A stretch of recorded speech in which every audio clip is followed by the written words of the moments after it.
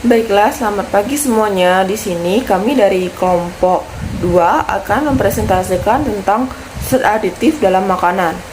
Baik, untuk pertama, pengertian zat aditif akan dipresentasikan oleh teman saya, kepadanya dipersilakan. Nah, untuk bahasan selanjutnya itu mengenai pengertian zat aditif. Nah, sebelum kita ke sana, kalian pasti pernah dong melihat makanan-makanan yang memiliki warna-warna, tekstur, ataupun aroma yang khas. Contohnya saja misalnya seperti kue lapis.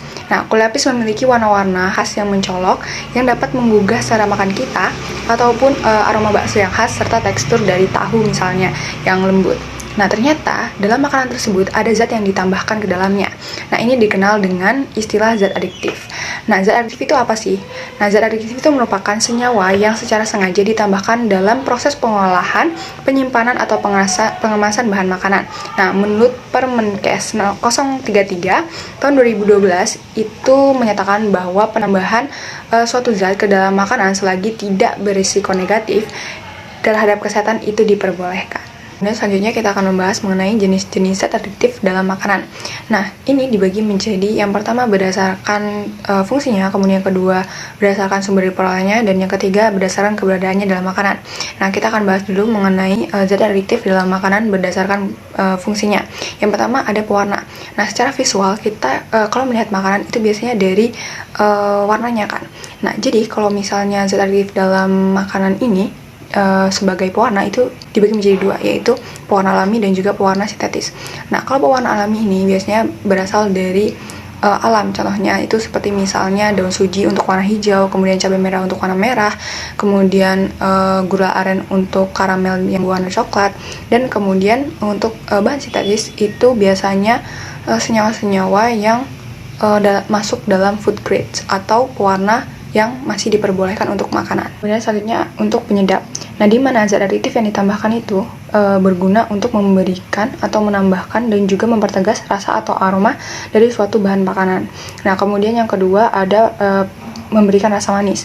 Di mana zat yang ditambahkan itu bertujuan untuk memberikan rasa manis pada makanan. Ada yang rasa manis buatan dan juga alami. Di mana yang alami ini contohnya misalnya seperti gula jagung, gula kelapa, dan juga madu. Sedangkan untuk yang sintetis itu senyawa yang dibuat di laboratorium untuk memberikan rasa manis pada suatu makanan. Nah, kemudian yang pengawet. Nah, pengawet ini zat adiktif yang ditambahkan ke dalam suatu makanan yang bertujuan untuk menghambat segala perubahan yang terjadi pada makanan akibat aktivitas mikroorganisme yang dapat menyebabkan makanan itu menjadi bau, busuk, dan juga basi. Kemudian yang selanjutnya ada zat antioksidan, di mana zat antioksidan ini biasanya zat adiktif yang ditambahkan itu bisa mencegah adanya oksidasi radikal bebas dalam oksidasi lipid. Nah, kemudian yang kedua pelengkap gizi. Nah, ini biasanya zat adiktif yang ditambah untuk meningkatkan mutu gizi dalam makanan, karena biasanya dalam suatu pengolahan zat gizi seperti vitamin dan juga mineral itu dapat hilang ataupun berkurang. Nah, kemudian yang selanjutnya yaitu untuk penstabil makanan. Nah, biasanya untuk menstabilkan suatu produk makanan itu ditambahkan suatu zat adiktif yang mana sesuai dengan standar konsumsi. Ini zat pengembang adonan. Nah, ini biasanya sangat sudah lazim ya dalam kehidupan kita sehari-hari. Nah, contohnya saja zat-zat yang dapat menghasilkan karbon dioksida seperti garam-garam bikarbonat NaHCO3. Nah, kemudian yang terakhir yaitu zat adsorben atau zat yang berfungsi untuk menyerap pigmen atau warna tertentu untuk membuat suatu larutan menjadi jernih. Kemudian untuk selanjutnya yaitu pembahasan mengenai golongan zat adiktif berdasarkan sumber diperolehnya. Ini ada dua, yaitu zat adiktif secara sintetis dan juga secara alami. Nah, kemudian yang terakhir yaitu golongan zat adiktif berdasarkan keberadaannya dalam makanan, yaitu ada yang secara disengaja dan juga tidak disengaja. Nah, yang secara disengaja itu biasanya ditambahkan dalam jumlah tertentu untuk berbagai tujuan, sedangkan yang tidak disengaja itu karena proses pengolahan biasanya. Mungkin itu saja yang dapat saya sampaikan, saya kembalikan ke moderator.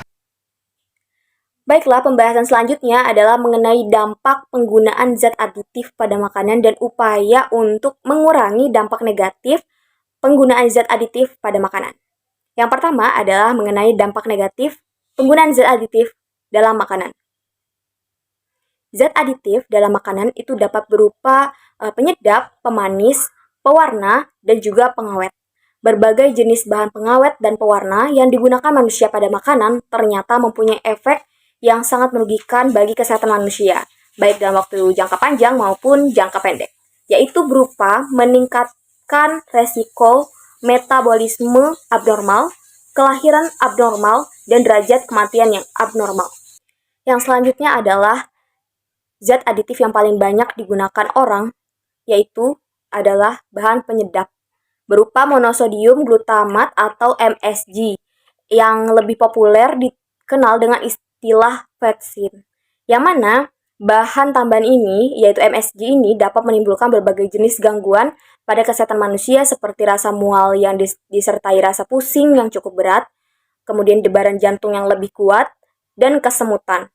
Salah satu sifat toksik atau racun yang disebabkan oleh bahan penyedap vetsin ini adalah sifatnya sebagai racun syaraf. Bahkan pada tahun 1981, tangan jajak menemukan gejala menggigil yang tidak bisa disembuhkan pada bayi yang diberi MSG dan kelainan otak pada anak usia 10 tahun yang diberikan MSG. Bahkan MSG ini tidak lagi tepat disebut sebagai bumbu, mengingat efeknya yang sangat beracun, namun masih cukup banyak masyarakat di Indonesia, tepatnya, yang tidak dapat lepas dari ketergantungannya akan bahan penyedap ini. Zat aditif selanjutnya adalah bahan pemanis, yang mana lebih dikenal dengan siklamat dan sakarin. Itu yang paling lebih dikenal ya. Yang mana sering digunakan sebagai pengganti gula tebu. Siklamat ini memiliki rasa manis sekitar 30 kali dari gula tebu, dan sakarin memiliki rasa manis sekitar 300 kali manis dari gula tebu. Bahkan hasil penelitian menunjukkan bahwa pemberian siklamat pada bahan makanan itu menyebabkan kanker pada kandungan kencing, kemudian menyebabkan berbagai penyakit seperti tumor pada paru-paru, indung telur, ginjal, kulit, dan uterus, mengganggu proses penggumpalan darah, kematian sel, kerusakan kromosom, penyakit jantung, dan juga diabetes. Selain dampak negatif dari penggunaan zat aditif pada makanan, ternyata terdapat juga dampak positif. Yang pertama, itu dapat memberikan bentuk makanan yang menarik, kemudian memberikan warna pada makanan, yang ketiga memberikan aroma yang khas pada makanan, yang keempat memberikan perlindungan pada makanan agar tidak rusak, yang kelima memberikan pengawetan pada makanan agar tidak cepat kadaluarsa, dan yang terakhir memberikan rasa yang khas pada makanan. Yang selanjutnya adalah upaya kita dalam mengurangi dampak negatif dari penggunaan zat aditif dalam makanan, yaitu mengkonsumsi makanan yang mengandung zat aditif itu tidak berlebihan. Kemudian teliti memilih makanan yang mengandung zat aditif dengan memeriksa kemasan, karat, atau cacat lainnya. Yang ketiga, memilih sendiri zat aditif yang akan digunakan sebagai bahan makanan. Yang keempat, menggunakan zat aditif yang berasal dari alam. Yang kelima, memeriksa tanggal produksi dan masa kadaluarsa yang terdapat pada kemasan makanan yang akan dikonsumsi. Yang keenam, memeriksa bahan-bahan kimia yang terkandung dalam makanan dengan cara membaca komposisi bahan pada kemasan. Baik, pembahasan yang selanjutnya yaitu tips memilih makanan yang sehat. Kita ketahui makanan merupakan salah satu komponen yang terkait langsung dengan kondisi kesehatan seseorang, di mana makanan sangat berpengaruh untuk mewujudkan kondisi kesehatan yang prima bagi tubuh seseorang. Berikut merupakan ciri-ciri makanan yang sehat. Yang pertama yaitu mengandung cukup zat gizi. Makanan yang sehat adalah makanan yang secara kimia itu mengandung zat-zat gizi yang dibutuhkan oleh tubuh. Di sini zat gizi yang dimaksud adalah yang pertama karbohidrat, di mana kita ketahui bahwa karbohidrat adalah sumber energi utama bagi tubuh. Yang kedua yaitu protein.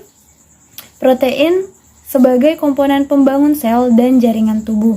Yang ketiga yaitu lemak sebagai komponen sel dan jaringan, di mana sebagai pelarut vitamin dan untuk cadangan energi. Yang keempat yaitu vitamin sebagai komponen yang memperlancar proses metabolisme di dalam sel.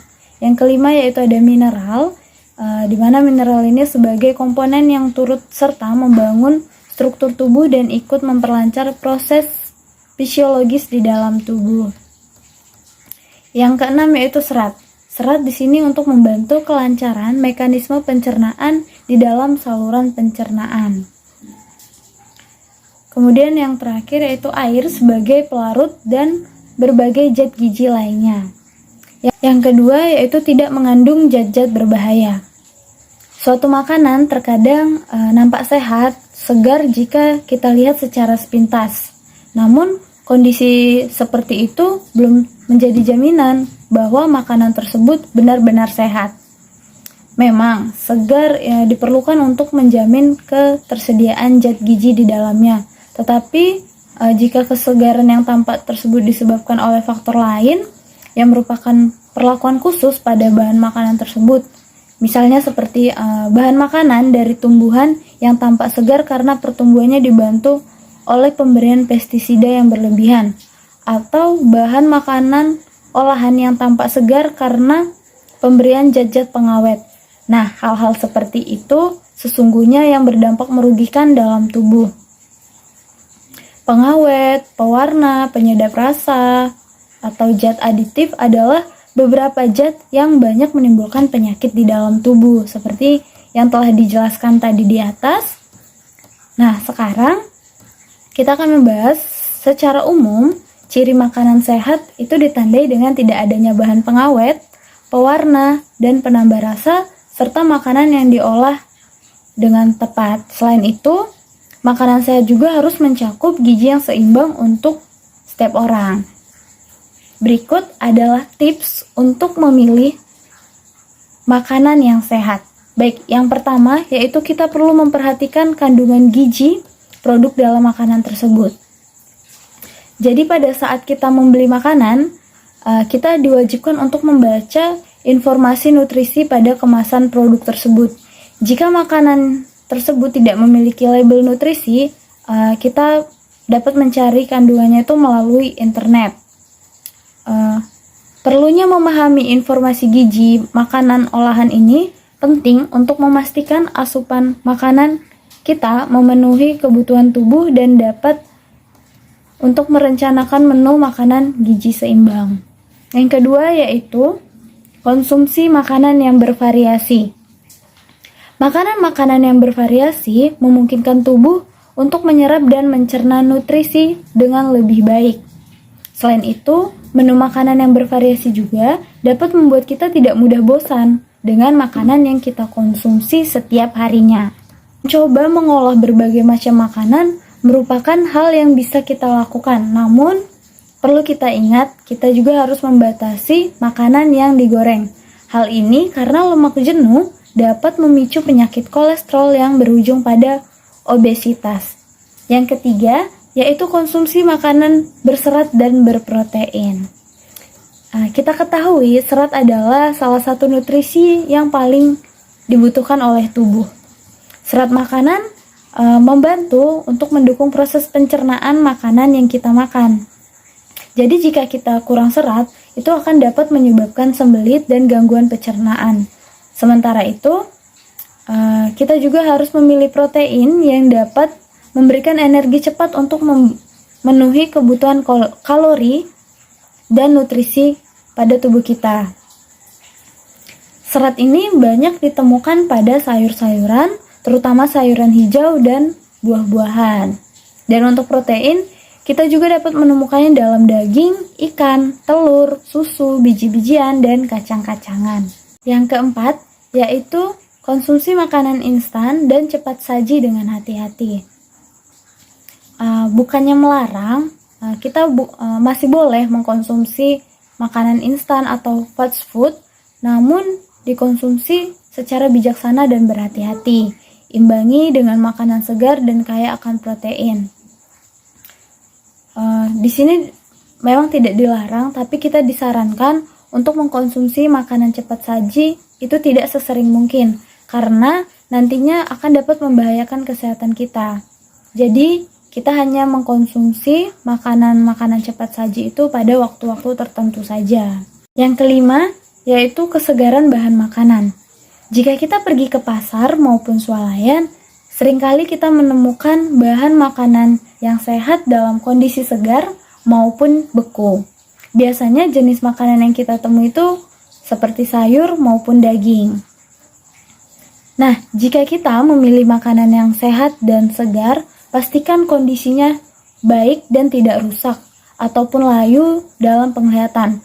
Pasalnya, kita perlu memahami adanya perbedaan dari memilih makanan segar dan beku sebagai makanan yang sehat. Adapun perbedaan bahan makanan segar dengan yang beku adalah yaitu kandungan gizi pada makanan segar akan hilang beberapa hari seiring layu atau basi akibat bakteri patogen. Sedangkan pada makanan beku itu lebih terjaga gizinya karena pertumbuhan bakteri patogen itu dihambat melalui proses pembekuan tersebut. Makanan beku itu tidak berarti tidak sehat, asalkan jumlah pengawetnya itu tidak berlebihan hingga membahayakan kesehatan seseorang. Kita juga harus memperhatikan tanggal kadaluarsa dari makanan tersebut. Yang keenam yaitu kita harus memperhatikan komposisi makanan. Jadi jika kita ingin berniat untuk membeli makanan yang sehat di pasar, di swalayan atau di suatu tempat, kita harus benar-benar memperhatikan komposisi yang terkandung dalam makanan tersebut. Nah, untuk mengetahui komposisi apa saja yang ada di dalam makanan tersebut, bisa menghadirkan manfaat jika kita dapat memilihnya dengan tepat. Pasalnya, setiap makanan itu memiliki komposisi bahan masing-masing yang bisa bermanfaat bagi tubuh atau malah justru merugikan. Oleh karena itu, sangat penting bagi kita untuk teliti membaca komposisi makanan. Nah, contohnya itu lemak. Merupakan salah satu kandungan yang diperlukan dalam tubuh kita. Namun jika kita ingin mengurangi lemak, maka kita bisa kurangi bahan makanan yang mengandung lemak. Jangan langsung memotong asupan lemak secara signifikan. Yang ketujuh yaitu proses memasak yang aman. Jadi selain memilih jenis bahan makanan dan komposisi yang tepat, kita juga harus mengolah makanan tersebut dengan tepat. Mengapa? Sebab teknik memasak juga menjadi tolak ukur kandungan gizi di dalam makanan tersebut. Selain itu, setiap bahan makanan memiliki karakteristik tertentu sehingga zat gizinya belum tentu bisa bertahan dalam semua cara masak. Nah, untuk menjaga kualitas gizi asupan dalam makanan untuk kesehatan kita, kuncinya adalah jangan berlebihan. Misalnya dalam menggoreng, jangan gunakan terlalu banyak minyak. Begitu pula saat mencuci bahan makanan sebelum dimasak. Jangan rendam terlalu lama atau memeras terlalu kencang. Kemudian hindari juga memasak atau memanaskan makanan lebih dari satu kali agar nutrisi di dalamnya itu tidak rusak. Ya, jadi setelah kita mengetahui tips dalam memilih makanan yang sehat, itu kita juga harus memahami nutrisi apa saja yang harus terkandung dalam menu makanan sehat. Nah, hal ini penting agar tubuh mendapatkan asupan nutrisi yang seimbang, sehingga kesehatan tubuh kita itu semakin terjaga. Berikut ini adalah beberapa nutrisi yang harus ada dalam menu makanan yang sehat. Yang pertama yaitu protein. Dalam setiap menu makanan sehat, kita perlu memasukkan protein sebagai nutrisi yang sangat penting dan dibutuhkan oleh tubuh kita. Ini karena protein memiliki banyak manfaat bagi tubuh, diantaranya itu yang berfungsi untuk pertumbuhan dan perkembangan, meningkatkan sistem kekebalan tubuh, mengoptimalkan fungsi sel dan jaringan tubuh, melawan radikal bebas, mempercepat proses penyembuhan luka, dan sumber energi. Nah, sumber protein berkualitas itu bisa kita dapatkan dari susu, telur, ikan, daging merah, daging putih, kacang-kacangan, serta hasil olahan lainnya. Yang kedua, yaitu karbohidrat. Jadi selain protein, karbohidrat juga termasuk nutrisi makro yang harus ada dalam menu makanan sehat kita. Dengan kita mengkonsumsi karbohidrat sesuai yang batas normal, maka tubuh kita akan mendapatkan energi yang cukup untuk melakukan aktivitas kita sehari-hari. Adapun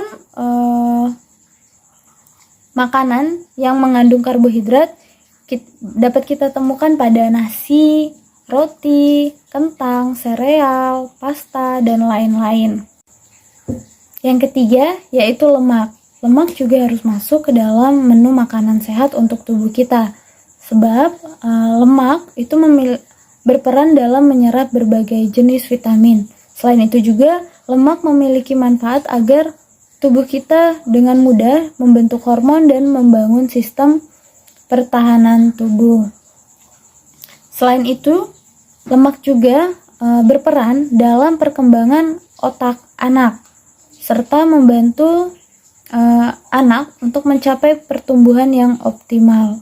Nah, kita bisa dengan mudah mendapatkan sumber makanan yang terdapat kandungan lemak itu pada ikan, kacang-kacangan, daging, biji-bijian, alpukat, minyak zaitun, telur, keju, dan yogurt. Kemudian yang keempat yaitu serat. Pastinya kita sudah sering ya mendengar manfaat serat itu sebagai nutrisi yang dapat melancarkan saluran pencernaan. Nah, ternyata manfaat serat itu tidak hanya itu saja, teman-teman. Nutrisi di sini itu berperan dalam mencegah obesitas, penyakit jantung, diabetes, dan kanker. Nah, makanan sehat yang mengandung serat itu diantaranya ada oatmeal, sayuran hijau, roti gandum, ubi jalar, wortel, pisang, pir, dan apel. Nah, makanan kaya serat ini sering dijadikan pilihan untuk teman-teman yang sedang mengontrol berat badan. Baik, yang kelima yaitu vitamin. Jadi selain nutrisi makro, tubuh kita ini juga memerlukan vitamin sebagai nutrisi mikro yang mengandung asupan gizi harian. Ada banyak sekali jenis vitamin yang perlu dipenuhi untuk tubuh kita. Yang pertama mulai dari vitamin A, vitamin B kompleks, vitamin C, vitamin D, vitamin E, dan vitamin K. Jadi setiap vitamin ini memiliki perannya masing-masing, teman-teman. Ada banyak beragam makanan yang kaya akan vitamin, itu seperti sayuran hijau dan buah-buahan. Baik, yang keenam yaitu mineral.